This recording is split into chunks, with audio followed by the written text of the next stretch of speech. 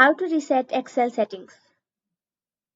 Hello everyone, this is Sabrina here to help you today. So without any further ado, let's get right into the video. So first, go to search and then open run command. And over here, type this regedit command and tap an OK to open registry editor.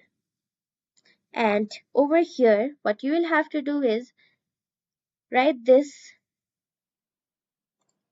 location or the address, that is hke_software/Microsoft/Excel, Microsoft/16.0/Excel, or just type in Excel. And then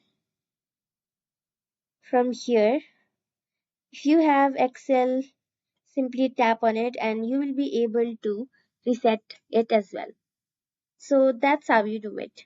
Thank you for watching this video. Make sure to like, share and subscribe to our YouTube channel. If you got any questions, comment them down and I'll catch you in the next one.